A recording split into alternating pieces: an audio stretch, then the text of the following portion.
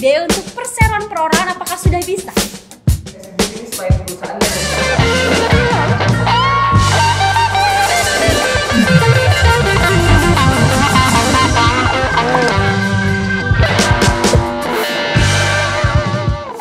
Hai Sobat Legal, selamat sore.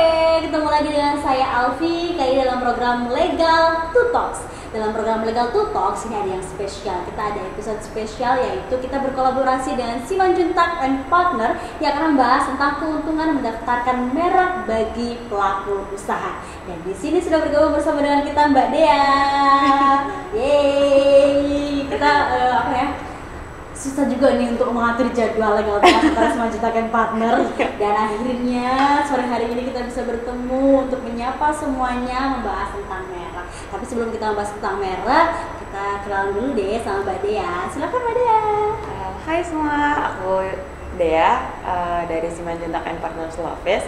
Hari ini aku akan presentate tentang merek. Oke, langsung aja nih. Sebenarnya Mbak Dea, ini kan aku ada pertanyaan-pertanyaan. Sebenarnya pertanyaan ini sering banget masuk nih di beberapa konten yang kita upload di Instagram yang tentang merek ya.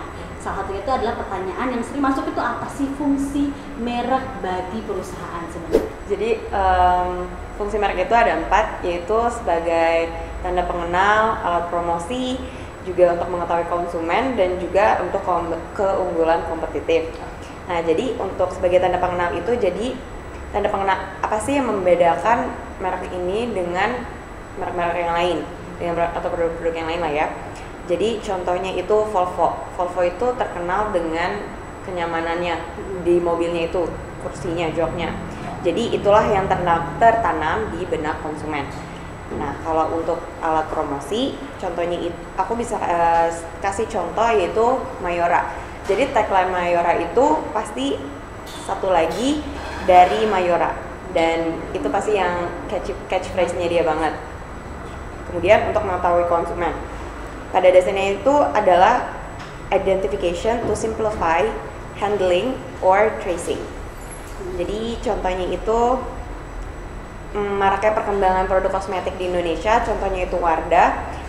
Wardah inilah yang pertama, yang pioneer yang mencantumkan logo halal di produknya. Dan untuk keunggulan kompetitif itu maksudnya contohnya adalah yang selalu berkompetisi itu Apple dan Samsung, dimana mereka berusaha untuk menjadi yang lebih bagus kan ya, ya dengan harganya yang wah gitu. Jadi contoh brand ini dia tuh punya kekuatan serta diferensiasi atau pembeda yang kuat. Jadi Apple kuat, Samsung pun juga kuat ya kan, tentang bagaimana suatu produk smartphone yang dapat memuaskan konsumennya pada level yang sangat tinggi. Oke, tadi ada 4 tuh fungsinya, yaitu identitas, promosi, terus apa lagi tuh Pak?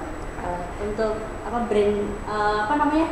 Mengetahui konsumen. Iya, mengetahui konsumen, terus juga yang terakhir adalah untuk kompetitor itu.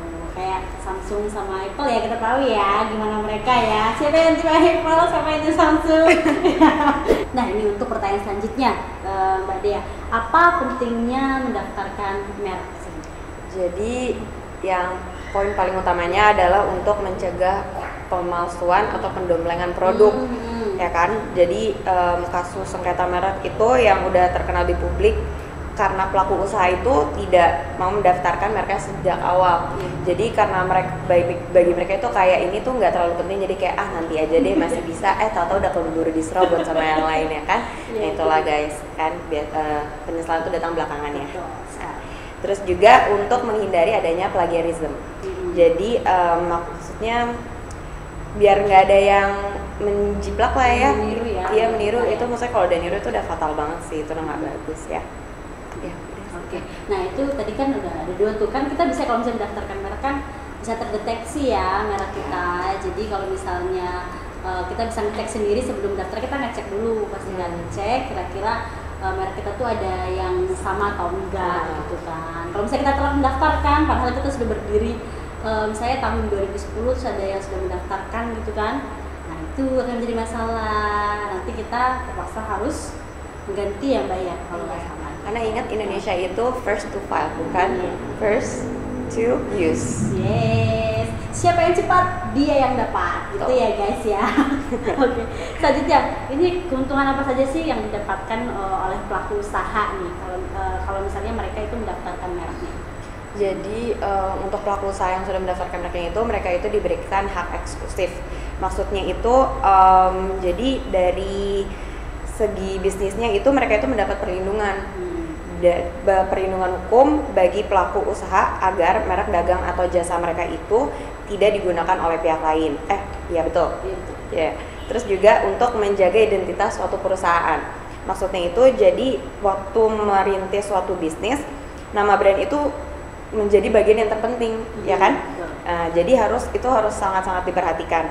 Nah, untuk mendaftarkan sebuah merek itu juga membuat produk yang orang-orang buat itu lebih mudah dikenal dan dipasarkan ke masyarakat. Oke. Nah, boleh aku kasih contoh sedikit? Kalau itu contohnya ada Mercedes. Kalau Mercedes itu kan dia itu merupakan identitas yang sudah melekat, jadi melekat kan, dan mewakili perusahaan level teratas dalam produksi otomotif. Nah gitu. Terus juga memiliki aset yang dilindungi oleh negara. Jadi maksudnya ini asetnya itu sudah dilindungi negara dan juga dijamin oleh peraturan perundang-undangan di Republik Indonesia. Dan juga untuk menaikkan core value dari perusahaannya. Jadi contohnya ini, aku kasih contoh ya, berkembangnya merek kopi kenangan dan banyak yang minat untuk bergabung dalam franchise kopi tersebut. Oke. Itu dia guys, keuntungannya sebenarnya kan keuntungannya adalah untuk kebaikan dari usaha itu sendiri agar mudah dikenal, terus juga memiliki ciri khas identitas yang memang akan melekat di konsumen seperti itu. Nah untuk selanjutnya adalah sebenarnya bagaimana sih kita proses ketika mendaftarkan merek itu? Jadi proses pendaftaran merek itu yaitu ada penelusuran, pemeriksaan formalitas, juga ada masa pengumuman atau publikasi dalam BRM atau berita resmi merek yang diumumkan dalam situs resmi DJKI, dan juga ada pelayanan teknis, ada pemeriksaan substantif, kemudian yaitu yang paling terakhir adalah banding. Mungkin aku jelasinnya sedikit lebih lebih pada umumnya. Jadi seperti yang aku bilang tadi, kalau untuk penelusuran itu kita itu menganut unsur first to file.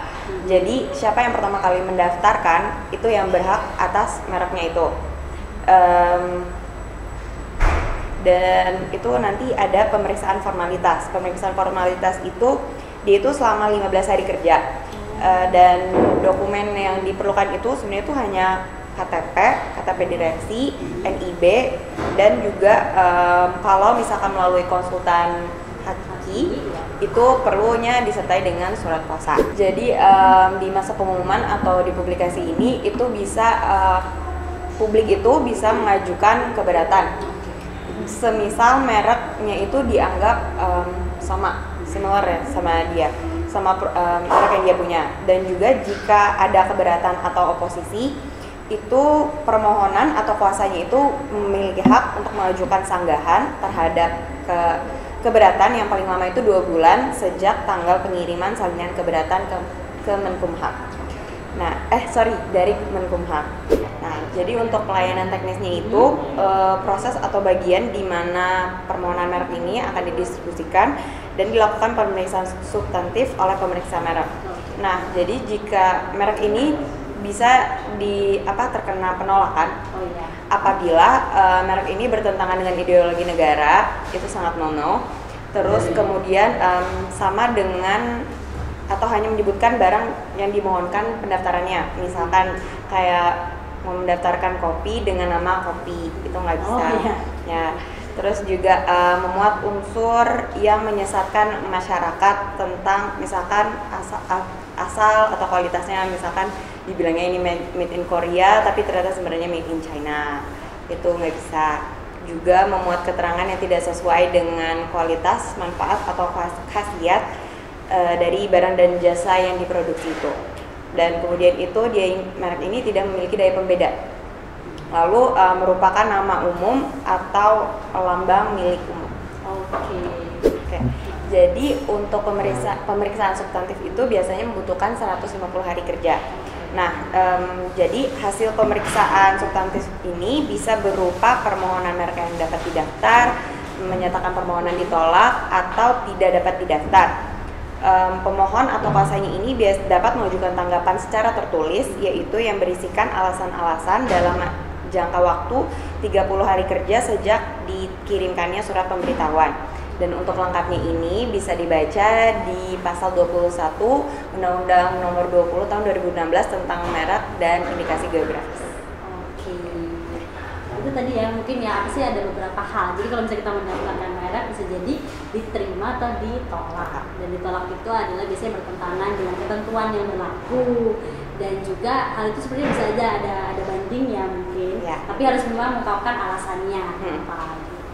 Itu guys. Oke, ada pertanyaan selanjutnya Mbak Dea. Sebenarnya adakah peranan merek yang memberikan dampak baik bagi perusahaan? Of course ada dong. Jadi merek itu menguntungkan produsen dan distributor untuk memfasilitasi iklan dan membangun reputasi untuk produk. Itu satu. Kemudian merek itu memudahkan proses pemesanan dan penelusuran produk.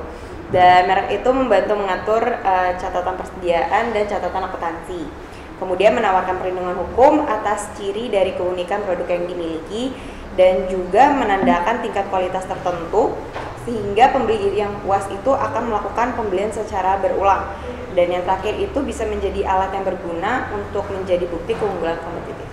Oke, nah itu sebenarnya nggak ada yang merugikan ya sebenarnya. Misalnya hal itu akan berdampak baik untuk lebih mengembangkan mungkin produk yang memang diproduksi oleh perusahaan tersebut. Nah kalau ini pertanyaan selanjutnya adalah apa nih akibatnya jika kita tidak mendaftarkan merek? Kalau bahas akibat seru ya. Oke, jadi kalau akibatnya kalau kita tidak mendaftarkan merek kita itu kita itu tidak memiliki perlindungan hukum atas merek tersebut. Jadi dengan tidak mendaftarkannya suatu merek, maka kepemilikan atas merek tersebut itu tidak punya hak atas kepemilikan seperti yang diatur di pasal 1 angka 5 Undang-Undang Nomor 20 Tahun 2016 tentang merek dan indikasi geografis. Dan kemudian itu pencurian merek oleh pihak lain. Ini fatal banget sih. Jadi pihak lain ini, jadi merek kita itu nggak didaftarkan, pihak lain itu punya kesempatan. Iya, punya kesempatan authority untuk ya niru merek kita itu. Dan seperti yang aku bilang itu seperti tadi, kalau misalkan kita itu first to file. Nah juga pemalsuan oleh pihak lain. Jadi pihak lain ini bisa banget untuk memalsukan merek yang dimiliki, dan pemilik merek ini akan mendapatkan kesulitan untuk membuktikan kepemilikan merek tersebut.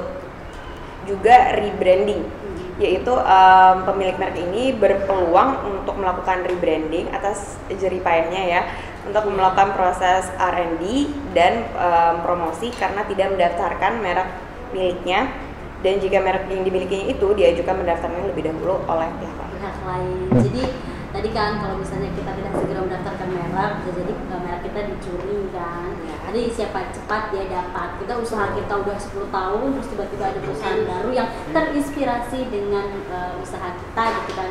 Terinspirasi dengan usaha kita, terus dia mendaftarkan, padahal dia baru 2 tahun. Nah kita mengalami kerugian. Terus kita PR lagi untuk rebranding ya. Kita rebranding lagi, mikir lagi kita mau konsep seperti apa, padahal merek kita tuh sebenarnya apa sudah dikenal, cuma belum terdaftar. Akhirnya kita kehilangan kepercayaan juga dari konsumen, kita kehilangan karya yang sudah kita ciptakan, guys. Sangat merugikan sekali bagi perusahaan.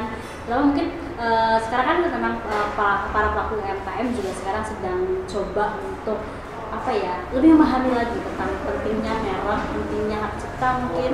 Jadi apa yang kami sampaikan, apa yang kita sampaikan dari Legal to dan juga si menciptakan partner melalui Mbak Dea ini adalah untuk kebaikan dari para pelaku usaha sebenarnya. Jadi memang kita harus perhatikan kalau misalnya kita mau bangun usaha, perhatikan dulu mereknya. Kita bisa telusuri kan tadi ya. Jadi bisa kita telusuri terlebih dahulu apakah sudah terdaftar atau belum. Kalau misalnya sudah ada yang mendaftarkan, berarti kan daripada kita mengambil resiko ya, ngotot-ngototan gitu. Kayak bisa nih, kan enggak ya. Jadi ngotot-ngototan ini bisa ini kayaknya ini bisa beda kok, ininya beda, titiknya beda.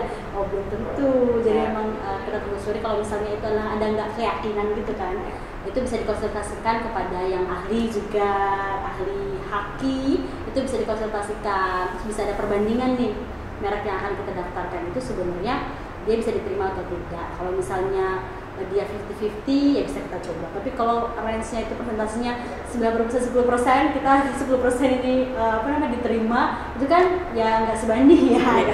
Jadi kita sebelum terjun lebih dalam, nanti kita langsung aja misalnya ganti kalau misalnya ada kemiripan dengan merek yang lain gitu. Dan ini juga bisa menarik konsumen, gengs gitu. Kalau misalnya kita mereknya sudah terdaftar, terus juga sudah ada di DJKI, jadi orang mau melihat itu sudah ada, ini ya, itu menimbulkan kepercayaan kan, menimbulkan kepercayaan untuk konsumen. Jadi produk yang kita ciptakan, produk yang kita buat itu lebih tadi masyarakat jadi lebih enak, lebih oke gitu kalau saya mau beli. Oke guys, jadi tadi adalah perbincangan singkat kita tentang merek untuk para pelaku usaha. Semoga bermanfaat dan sampai jumpa. Sebelum sampai jumpa, kita ucapkan terima kasih buat Mbak Dea. Tadi kita mau menutup aja ya gengs. Terima kasih ya Mbak Dea. Tadi kok salah ya Mbak Dea ya. Karena sudah bergabung bersama dengan Legal to Us untuk sharing-sharing. Mungkin kedepannya kita juga akan kolaborasi dengan Simenjuntak and Partner dengan pembahasan yang lebih dalam lagi berkaitan dengan haki. Sampai jumpa lagi sama Legal. Saya mau ningkatin CV ke PT. Buat NIB untuk perseroan perorangan apakah sudah bisa? Bisnis by perusahaan